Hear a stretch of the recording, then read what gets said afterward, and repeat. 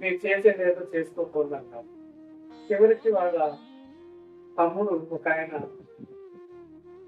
మేము విధులు సాంప్రదాయం ప్రకారం ఆ భౌతిక కాయానికి సంబంధించినటువంటి ఆ చితాభస్మాన్ని కొంచెం ఇవ్వండి, అది తీసుకొని వెళ్ళి మేము తదుపరి కార్యక్రమాన్ని చేసుకుంటాము అని చెప్పేసి వాళ్ళ బ్రదర్ అడిగారు. దానికి ప్రతిగా వాళ్ళు మీ ఇష్ట ప్రకారమే వాళ్ళని కాల్ చేయటము అని చెప్పేసి ఒప్పుకుంటే ఆ బోర్డు ఇస్తాము అని చెప్పారు.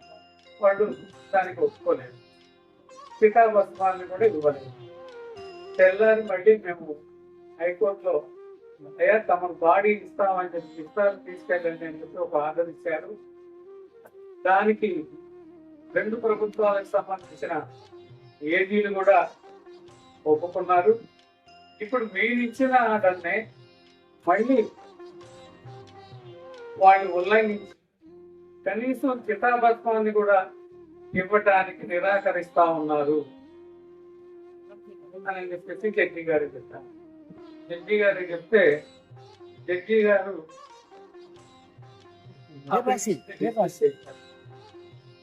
భారతదేశంలో ఎంత దయనీయమైన స్థితిలో కోర్టులు పనిచేస్తా ఉన్నాయి అనే దానికి ఇది ఒక పెద్ద ఉదాహరణ. చితాభస్మాన్ని కూడా చివరకు ఆ కుటుంబానికి అందించడానికి నిరాకరిస్తే దాన్ని మళ్ళీ ఇప్పుడు సుప్రీంకోర్టులో వేయడం జరిగింది. అక్కడ కూడా బహుశా డిస్మిస్ అవుతున్నాయి. కాబట్టి ఈ స్థితిలో సమాజంలో మనం ఉన్నాం. కాబట్టి హక్కుల చైతన్యాన్ని మనం ఎంతో ఎక్కువగా కల్పించి ప్రజలకి అవగాహన చేయగలుగుతాము, అంత ఎక్కువగానే మనం హక్కులు పొందగలుగుతాము.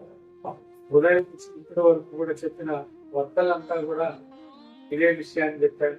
కాబట్టి దీనికి పౌర హక్కుల సంఘంగా మనం బాధ్యత పడాలి అని చెప్పేసి మీ అందరినీ కూడా కోరుకుంటున్నాం.